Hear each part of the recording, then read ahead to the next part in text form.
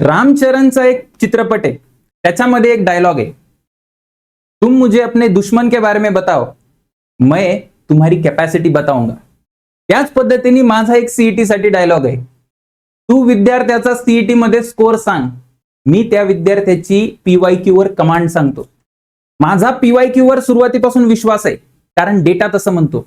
But when I analyse the CET paper, तर ज्या पद्धतीने ते रिपीट करतात प्रश्न, 2दा 3दा 4दा 5दा 6दा 7दा, काही लिमिटच नाहीये. जेव्हा मी बघितलं की 2025चा जो फिजिक्सचा पेपर आहे त्याच्यामध्ये किती % क्वेश्चन्स हे पीवायक्यू मधून बेस्ड आहे आणि किती % नवीन प्रश्न आहेत, तर मला असं कळालं की जो तुमचा ड्रीम स्कोर आहे, जो तुम्हाला वाटतं की सर आम्हाला 20 मार्क पडावे, 25 मार्क पडावे, ते मार्क तर तुम्ही फक्त पीवायक्यू करून पण पाडू शकतात, त्याच्यापेक्षा जास्तच पाडू शकतात. कारण सीईटी ना एकदम दिलखुलासपणे क्वेश्चन्स रिपीट करते, डायरेक्ट क्वेश्चन रिपीट करते, व्हॅल्यू चेंज करत नाही, काही चेंज करत नाही, डायरेक्ट रिपीट होतं.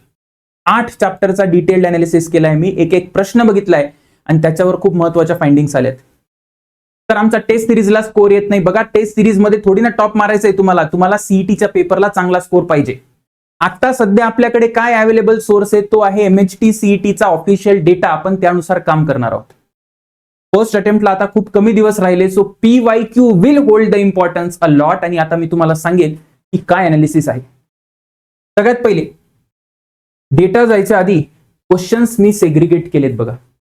तर हे 3 टाइम रिपीट, सर हे 3 time repeat, 3 time 3 time 3 time 3 time. आपल्याला जे टार्गेट करायचंय ना ते 3 टाइम टार्गेट करायचंय. म्हणजे सर, म्हणजे सगळ्यात जास्त तुम्हाला जे प्रश्न हातात लागू शकतात ते 3 टाइम वाले लागू शकतात. कारण 3 टाइम कुठून आले? 3 टाइम तिथून आले जेव्हा 2 टाइम आधी येईल, त्याच्यानंतरच तर हा 3 टाइम होणार आहे. बरोबर आहे सर, बरोबर आहे.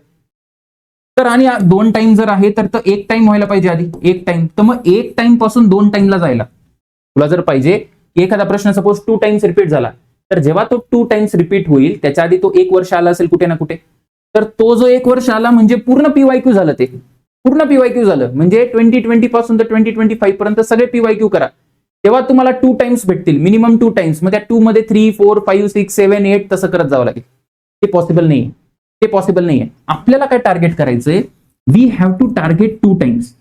2 टाइम्स जे मिनिमम 2 टाइम्स रिपीट झाले, हे जर आपण केले तर आपल्याला 3 टाइम्स पीवायक्यू वाले रिपीट मिळतील. सर 3 टाइम्स का बरं? कारण तिसऱ्या वेळा हे 2 टाइम्स झाल्यानंतर जो 2026 ला क्वेश्चन येईल ना, तो तुम्हाला 3 टाइम वाला दिसेल, कारण तो 3 टाइम झालेला असेल. ठीक आहे. तर असे किती प्रश्न आहे? असे किलो डझननी प्रश्न आहे. असे प्रश्न बघून बघून मी थकलो पूर्ण.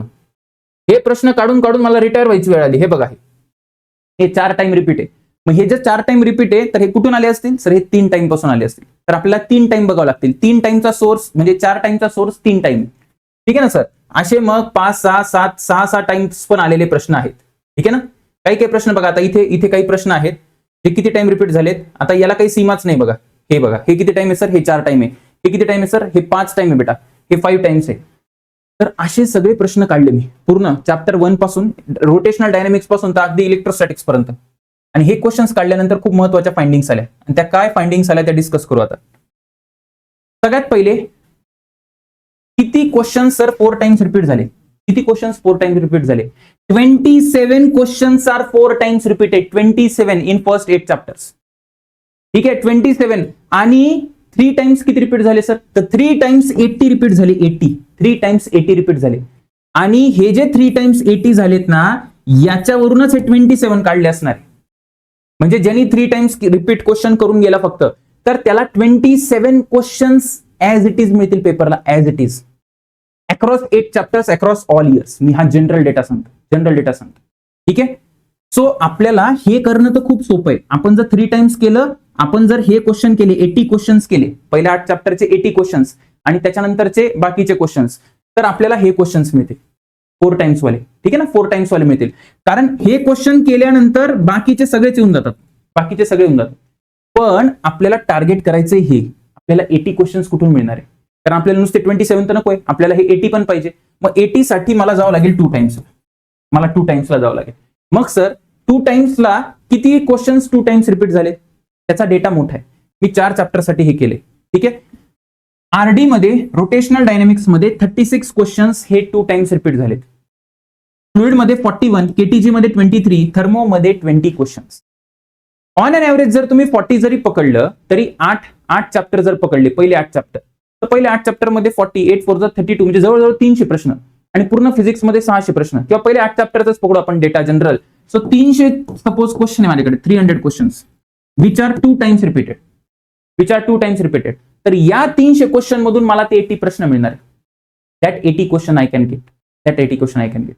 ठीक आहे, मग हा डील काही वाईट नाहीये. जर तुम्ही रेशो बघितला 30/8 चा, तर 2.5 च्या आसपास, म्हणजे ऑन अन ऍव्हरेज जे तुम्ही 2.5 क्वेश्चन सॉल्व्ह कराल तुम्हाला ऍज इट इज तो क्वेश्चन मिळेल. आता दुसरा प्रश्न असा येतो की सर खरं किती पर्सेंट पेपर पीवायक्यू मधून बनतो फिजिक्सचा. बघा, रोटेशनल डायनामिक्स मध्ये मी पहिल्या 4 चॅप्टर साठी केले. रोटेशनल डायनामिक्स मध्ये 43 क्वेश्चन्स टोटल विचारले. 43 क्वेश्चन्स विचारले. 43 पैकी 26 क्वेश्चन्स म्हणजे 60% क्वेश्चन्स पीवायक्यू मधून बेस्ड होते. त्याच पद्धतीने फ्लुइडला 45 क्वेश्चन्स विचारले 2025 ला अक्रॉस ऑल द शिफ्ट्स, आणि 19 क्वेश्चन्स पीवायक्यू मधून बेस्ड होते, म्हणजे जवळजवळ 42%. तसंच केटीजीला 36 आणि थर्मोला 26%. म्हणजे ऑन अन ऍव्हरेज जर तुम्ही पकडायला गेलं तर 35% of your physics is directly repeated from PYQ. Directly 35 म्हणजे किती झाला सर? 50 जा जर तुम्ही 35% करायला गेले तर जवळजवळ ते येईल 16-17 मार्क. म्हणजे 17 मार्काचे क्वेश्चन तुम्हाला ऍज इट इज मिळणार आहे. 17 मार्काचे क्वेश्चन ऍज इट इज मिळणार आहे. तुम्हाला किती मोठा कॉन्फिडन्स वाढेल तुम्हाला कळतंय का? म्हणजे तुम्हाला 17 मार्काचे क्वेश्चन्स तुमचा टाइम वाचेल आणि अॅक्युरेसी खूप भन्नाट वाढवेल आणि कॉन्फिडन्स पण. पण आता विषय असा आहे, एक रियालिटी चेक असा आहे की आपल्याला हे प्रश्न सगळे नाही मिळणार. कारण काय ना, या 26, 19, 18 आणि 9 मध्ये असे पण प्रश्न आहेत की जे सेकंड टाइम रिपीट झाले. सेकंड टाइम रिपीट झाले म्हणजे फर्स्ट टाइम कुठं ना कुठं आले असणार आहे ते. तर फर्स्ट टाइम म्हणजे पूर्ण पीवायक्यू, सगळा पीवायक्यू. आता सगळा पीवायक्यू करायला वेळ नाही.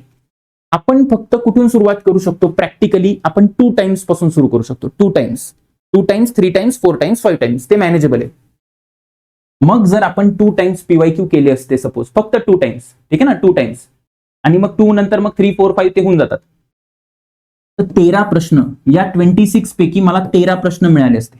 13 प्रश्न म्हणजे अजून पण तुम्ही जर केला अभ्यास पीवायक्यूचा, ते पण 2 टाइम्स 3 टाइम्स रिपीटचे क्वेश्चन केले तर तुम्हाला 43 पैकी 13 क्वेश्चन मिळतील. तसंच इकडे 19, फ्लुइडला 19 आहे तर फ्लुइडचे 4 प्रश्न मिळतील तुम्हाला. 4 प्रश्न मिळतील, ठीक आहे.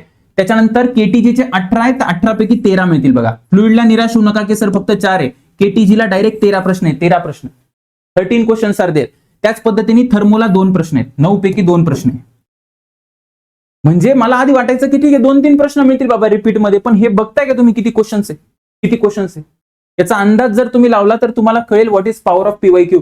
म्हणजे मला असं म्हणायचंय की आपल्याला 10 प्रश्न, 8 ते 10 प्रश्न, 8 ते 10, ठीक आहे, कमी पण असू शकता. 6 प्रश्न जरी आले, सपोज 6 प्रश्न जरी आले तरी वाईट डील नाही ना. वाईट डील थोडी आहे. जर 6 प्रश्न तुम्हाला 6 ते 7 मार्क, 8 मार्क, 10 मार्क तुम्हाला आधीच पेपरच्या आधी माहिती असले म्हणजे ते तसे माहिती नाही. आपल्याला हे क्वेश्चन सॉल्व्ह करावं लागतील. मी घेणार होतो, मी पीवायक्यू क्वेश्चन सॉल्व्ह करणार होतो, पण ते खूप सारे पीवायक्यू होते. म्हणून आता आपल्याकडे टेबलवर काय ऑप्शन्स आहे बघा. 10 सोर्सेस फॉलो करण्यापेक्षा आता पीवायक्यूला स्टिक व्हा. कमीत कमी 8-10 मार्क आपल्या हक्काचे आपल्याला आधीच मिळतील. सगळ्यात पहिले या पीवायक्यूचं ऑप्शन ए आहे माझ्याकडे. या पीवायक्यूचं फक्त तुम्हाला पीडीएफ पाहिजे, पीडीएफ प्लस आन्सर पाहिजे, ठीक आहे. आज मी अपलोड करेल पहिले 8 चॅप्टरची. For how many question sir? किती इयर? 3 टाइम्स आणि 4 टाइम्स रिपीट वाले केले मी. 3 times, 4 times, 5 times, 6 times. 2 times साठी प्रोसेस चालू आहे. हे पाहिजे. बी ऑप्शन की सर तुम्ही एक व्हिडिओ बनवा. व्हिडिओपेक्षा तर सर तुम्ही एक काम करा की मॅरेथॉन चालू करा. एक मॅरेथॉन चालू करा. आणि ती कशी मॅरेथॉन असेल? चॅप्टर वाईज, जिथे आपण डेली त्या चॅप्टरचे 2, 3, 4, 5, 6, 7 इयर पीवायक्यू सॉल्व्ह करू डेली. म्हणजे डेली जर आपण 3-3 चॅप्टर जरी केले, 3 चॅप्टर किंवा 4 चॅप्टर जरी केले आपण डेली, ते कसं आहे ते प्लॅन करू शकतो आपण. तर हे बी ऑप्शन आहे, ठीक आहे. किंवा सी ऑप्शन आहे. आणि हे सर हे मॅरेथॉन कसं असेल? बेटा हे मॅरेथॉन असेल लाईव्ह. हे मॅरेथॉन लाईव्ह असेल. आणि या बी ऑप्शन मध्ये हे जे लाईव्ह मॅरेथॉन आहे त्याचा टायमिंग काय असला पाहिजे हे पण मला सांगा. सर हा जो टायमिंग आहे तो कधी ठेवायचा? कधी ठेवायचा? स्लॉट सांगतो मी तुम्हाला, सकाळी 6:30 वाजता, सकाळी 6:30 वाजता, 6:30 AM, किंवा दुसरा स्लॉट आहे आपल्याकडे, लेटेस्ट से आफ्टरनूनचा कुठला तरी स्लॉट सांगा, सपोज 12:30 PM, किंवा तिसरा स्लॉट आहे आपल्याकडे 6:30 PM, 6:30 PM. आता तुम्ही मला सांगा की काय असलं पाहिजे, कमेंट करा, कारण हे अत्यंत महत्वाचं आहे. 8-8, 10-10 प्रश्न रिपीट होणं is not a joke. All the best.